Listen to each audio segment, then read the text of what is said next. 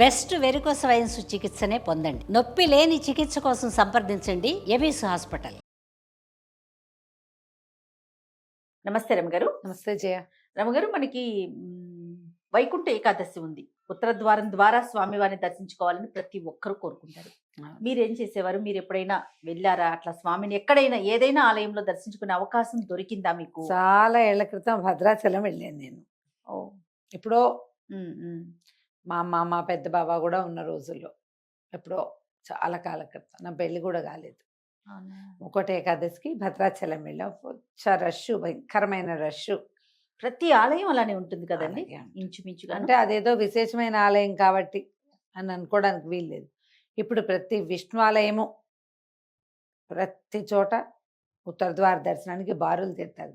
Srinagar colony Venkateswara స్వామి దేవాలయానికి ఇక్కడ ఉన్న శివాలయపు సందులించి ఉంటాయి. అవును, మెయిన్ రోడ్ నుంచి లైన్, శివాలయం సందులోంచే లైన్ ఉంటుంది. నిగమాగమ అవతల బయట వైపు నుంచి లైన్ ఉంటుంది. ఇంతే. ఇంకా మామూలుగానే ఏకాదశి ఉపవాసం ఉంటాను. ఈ మధ్య కాలంలో ఎప్పుడు వెళ్ళలేదు. ఎప్పుడు ఎక్కడికి వెళ్ళేది. మొన్న మన టీటీడీది ఆన్లైన్ ఇది వేశాను. అసలు ఆ ఆన్లైన్ డిప్పు ఎవరికి వస్తుందో ఎప్పుడు రాదు. నాకు 2 ఏళ్ళ నుంచి వేస్తున్నాను. ప్రతి నెల ఎందుకు నీకు రాదు మానేయమంటారు మా వాళ్ళు. ఆ 18వ తారీఖు 10 అయ్యేసరికి నాకు చేతులు దురద పెట్టేస్తాయి, వేసేసేయాలి. రాదు. ఎప్పటికైనా లక్కీ డిప్ వస్తుందేమో అని చూస్తాను. నాకు అవకాశాలు ఉన్నాయి జయ, నా దారిని నేను వెళ్ళటచ్చు. మామూలు టికెట్లు తీసుకోవచ్చు. ఏదైనా కొంచెం పరిచయం ఉపయోగించుకునే అవకాశం కూడా ఏదో భగవంతుడు రాసి పెట్టాడు. కానీ నేను ఈ అదృష్టాన్ని పరీక్షించుకోవాలని ఉంటుంది. సస్వేమిరా రాదు. ప్రతి నెల టెన్షన్గా 10వ గంటకి 1 నిమిషం ఆలస్యం చేయకుండా దానికి 5 నిమిషాలు ముందే లాగిన్ అయిపోయి కూర్చుంటా.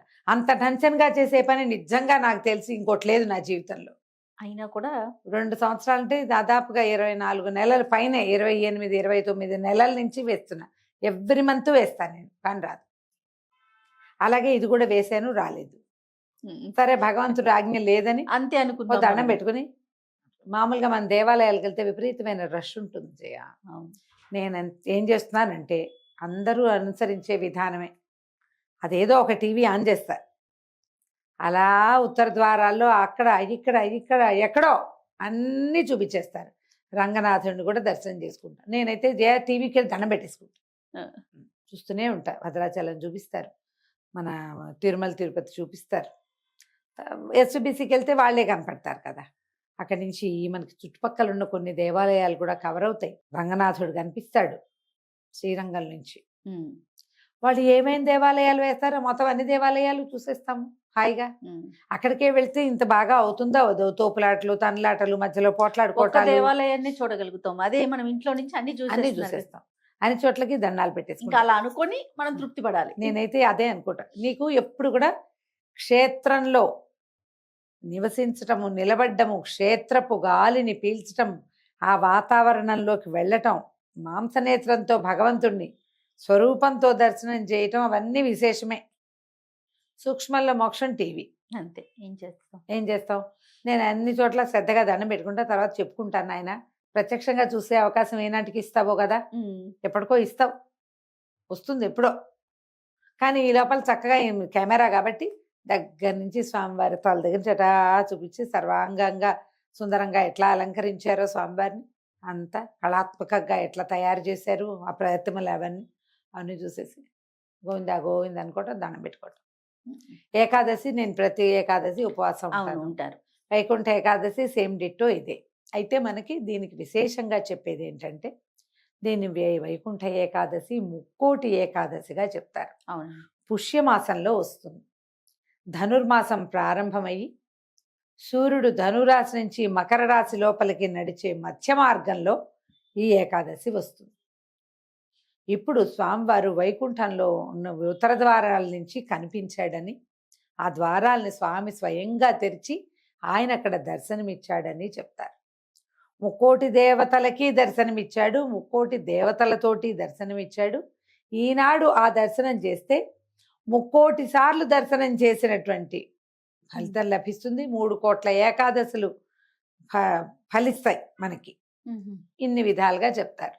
అసలు ఏకాదశి కథే వింతైన కథ.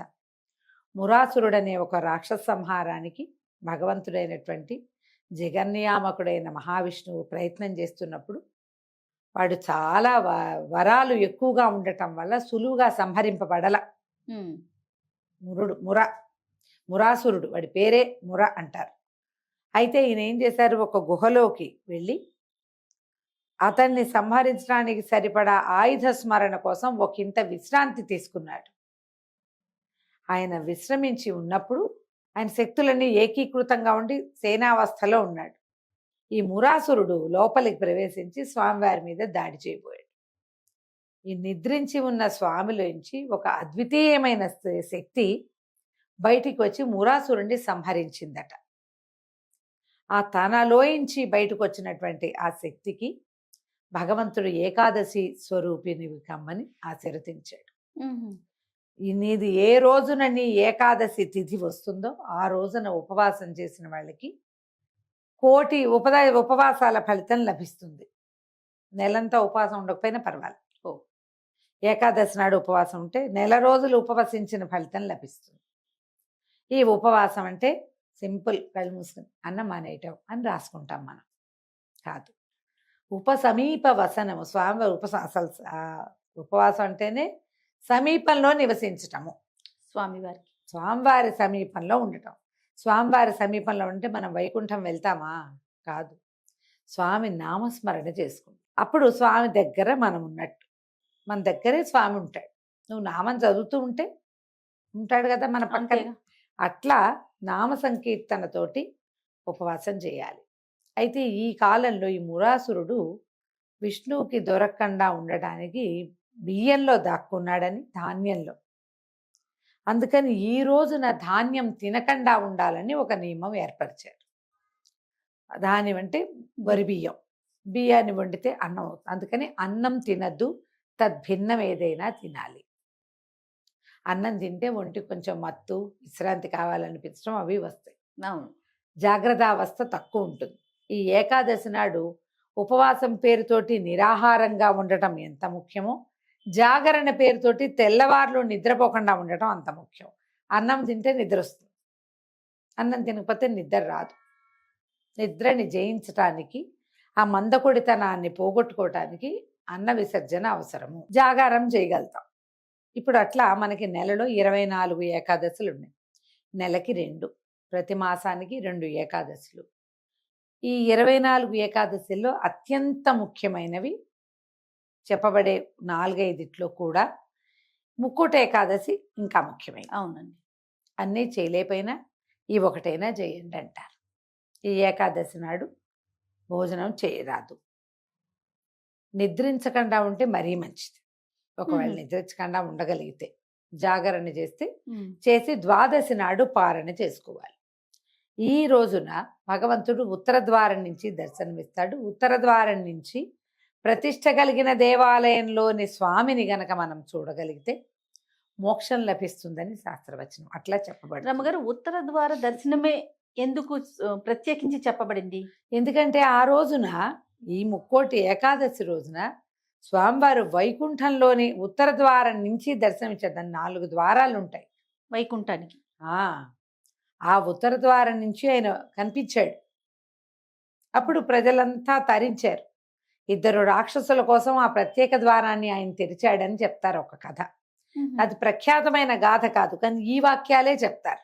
అదేలేండి. అందుకని ఈ ఉత్తరం వైపు నుంచి గనక మనం దర్శనం చేస్తే మోక్షం లభిస్తుంది, వైకుంఠ ప్రవేశానికి అవకాశం లభిస్తుంది మనకి. అంటే దీని ప్రకారం ఒక్కొక్క ద్వారానికి ఒక్కొక్క ప్రత్యేకత ఉన్నాయి అవన్నీ. తూర్పు వాకిలి తెరుచుకుంటుంది మామూలుగా తెరుచుకునేది తూర్పు వాకిలి, ఎప్పుడు రాకపోకలు సాగేది. ఇప్పుడు ఇది తూర్పు అనుకో, దీనికి ఎడం వైపు ఉన్నది ఉత్తర ద్వారం, అంతేగా. అవును. కుడివైపు ఉండేది దక్షిణము, ఎడం వైపు ఉండేది ఉత్తరం, వెనుకున్నది తూర్పు పడమర. ఇప్పుడు ఈ వైపు ద్వారం తెరవబడింది. ఆ రోజు ఆయన అక్కడ దర్శనం ఇచ్చాడు. అది మహోత్కృష్టమైన దర్శనంగా, తర్వాత ఆ రాక్షస సంహారం జరిగిన రోజుగా విశేషంగా కనపడుతుంది. ఇది ఇంతకు ముందు నిద్ర లేచాడు కదా, ఉత్థాన ఏకాదశి చేశారు. ఎప్పుడు చేసాం మనం? కార్తీక పౌర్ణమి.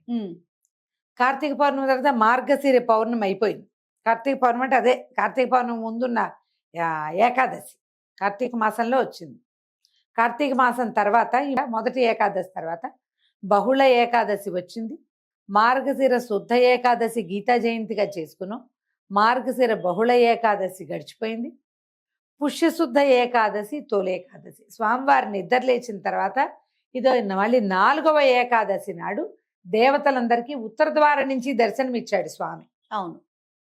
అందుకని ఇది దేవాలయాల్లో కూడా తప్పకుండా ఉత్తర ద్వారం వైపు నుంచి దర్శనం చేయిస్తారు.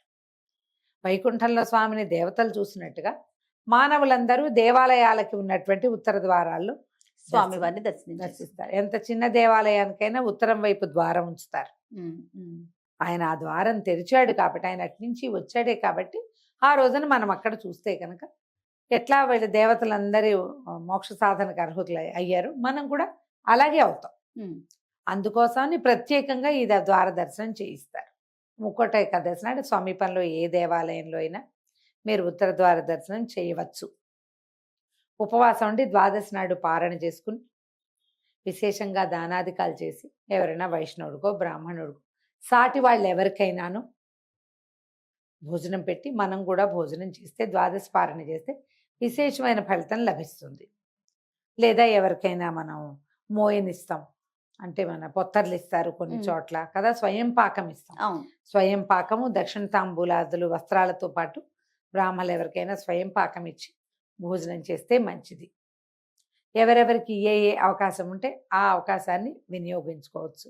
ఒకవేళ ఇంత ఉపవాసంగా ఉండలేరు, అనారోగ్యస్తులు, పెద్దవాళ్ళు, ఆడవాళ్ళు, గర్భిణీ స్త్రీలు, చంటి పిల్లల తల్లులు, ఉపవాసమే ఉండలేని వాళ్ళు ఉంటారు. అన్నం బియ్యంతో చేసిన పదార్థాలు వదిలిపెట్టినా కూడా పనికొస్తుంది. ఇలాంటి ప్రత్యేకమైన పర్వదినాల్లో ఇతరులతోటి దుర్భాషలాడడము, గట్టిగా ఏదైనా మాట్లాడడము, పోట్లాటకి దిగటము, గొడవలకి దిగటము లాంటివి చెయ్యొద్దు. సాధ్యమైనంత విష్ణునామ సంకీర్తన చేసుకోండి. విష్ణు సహస్రనామ పారాయణ కానీ భగవద్గీత పారాయణ కానీ ఏదైనా చేసుకోవచ్చు. ఒక్క నామ సంకీర్తన తీసుకుని గోవిందనామాలు లాంటివి చదువుకున్నా కూడా మంచిదే. మిగిలిన అన్నం ఈ టిఫిన్ కూడా తినలేమండి, అన్నమే కావాలి, పిల్లలకి పాలు ఉండాలి, తల్లికి ఓపిక ఉండాలి, అన్నం తింటే తినండి, దండం పెట్టుకోండి. అన్నాన్ని మాదొక పద్ధతి ఉంది, ఒక ప్రత్యేకమైనదే, ప్రఖ్యాతమైనది కూడా. పొద్దున వంట చేసి స్వామివారికి నివేదన చేసేసేయండి. నివేదించిన అన్నం ప్రసాదంతో సమానం కాబట్టి అంత తప్పు లేదు. అందరికీ కాదు అమెండ్మెంట్, చేయలేని వారికి. నామ సంకీర్తన ఎవరైనా చేసుకోవచ్చు. ఇందులో చాలా మంది అడుగుతారు, అంటే ఇంట్లోకి బహిష్టులో చేయొచ్చా అని. అమ్మ దయచేసి అలాంటి ప్రశ్నలు అడగండి, మేము మీ విజ్ఞతకే వదిలిపెడుతున్నాము. అది సాధారణమైన వాళ్ళంతా చేసుకోవచ్చు. ఈ ఏకాదశి కుదరకపోతే వచ్చే ఏకాదశి చేసుకుందాం అంతే. ఆరోగ్యం బాగున్నప్పుడు చేసుకోవచ్చు. అది రైట్. నమస్తే రమ్మగారు. నమస్తే చెయ్య.